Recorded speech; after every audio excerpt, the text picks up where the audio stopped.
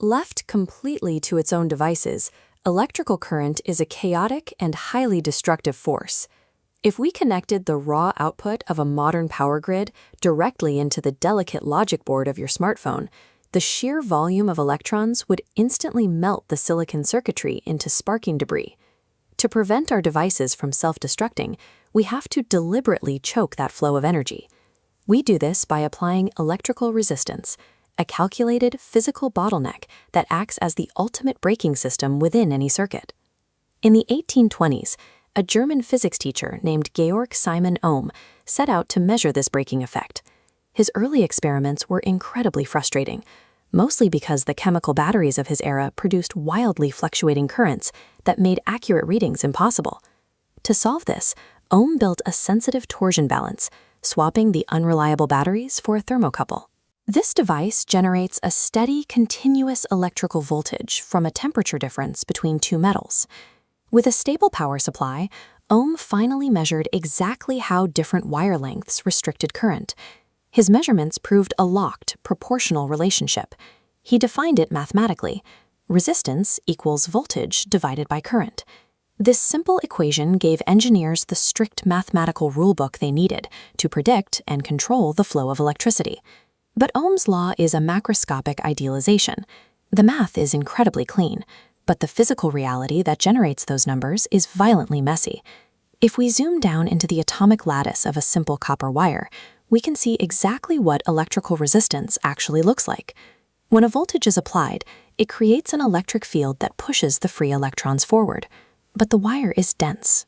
Those tiny electrons are constantly crashing into much larger stationary metal ions, scattering wildly with every impact.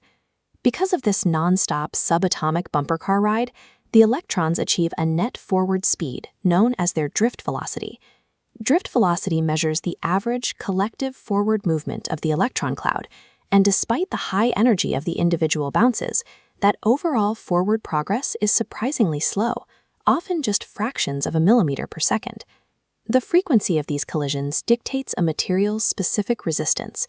This is the inherent natural opposition a specific substance poses to electrical flow, and it is the exact metric that separates a highly efficient conductor from a stubborn insulator. Pure copper features a tightly organized lattice that allows electrons to weave through with minimal interference, resulting in incredibly low specific resistance. Deep insulators, like solid glass or quartz, lock their electrons into rigid covalent bonds, creating massive atomic gridlock that completely stops the current. Resistance isn't an abstract force. A material's inherent atomic architecture acts as a physical dam, holding back the electrical flood. Because this resistance relies on physical structure, it is highly sensitive to environmental conditions. We can prove this by running a simple thought experiment: applying intense heat to a standard metal wire. Adding heat injects thermal energy into the material. The stationary metal ions absorb this energy and begin to vibrate aggressively. As they shake back and forth, they take up more physical space inside the lattice, effectively creating larger targets for the flowing electrons to hit.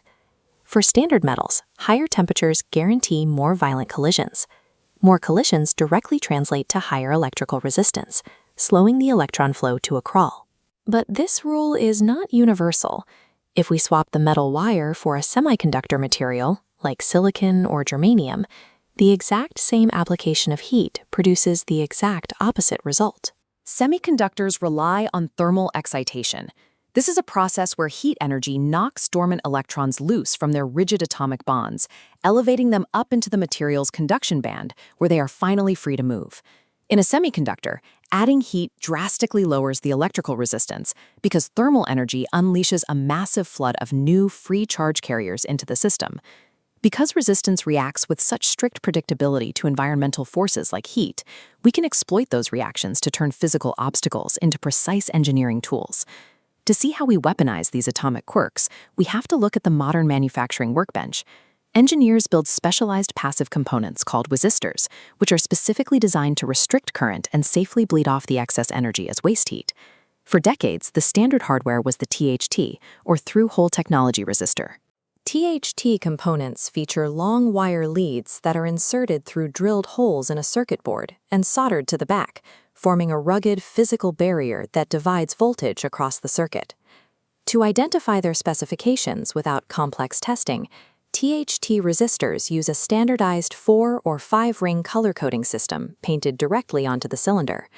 Engineers read these colored bands to instantly calculate the component's own value, its multiplier, and its manufacturing tolerance. But as hardware shrunk, the bulky THT cylinders were replaced by SMD, or surface-mounted device resistors.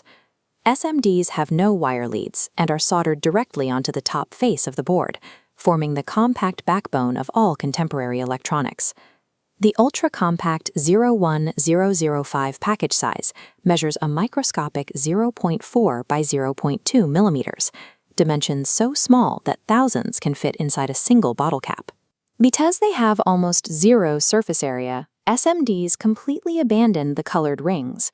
Instead, they use strict alphanumeric strings based on the EIA 96 coding system, a specialized shorthand that maps 2 numbers and a letter to a specific, highly precise resistance value. Manufacturing and deploying billions of these tiny bottlenecks is what allows us to precisely sculpt the flow of power across complex logic boards, keeping delicate processors fed without triggering a catastrophic meltdown.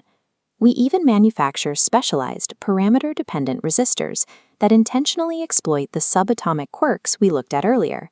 NTC and PTC thermistors weaponize the temperature paradox we explored. Thermistors are highly sensitive components that drastically shift their resistance based on ambient heat, allowing them to act as vital thermal sensors or even self-resetting safety fuses. LDRs, or light-dependent resistors, dynamically drop their resistance when exposed to photons, while varistors stand guard at the power input, designed to instantly absorb and dissipate massive, unexpected voltage spikes. We also build components for manual control. Potentiometers are variable resistors equipped with a sliding or rotating contact, allowing a human user to physically adjust the resistance values in real time, just like turning up the volume on a stereo. In the span of 2 centuries, we mapped the strict mathematical rules of Georg Ohm, drilled down into the chaotic subatomic collisions of electrons, and leveraged those discoveries to print billions of microscopic SMDs onto the boards inside our phones. Raw power is volatile and destructive. Technological supremacy is defined by the microscopic precision required to flawlessly resist it.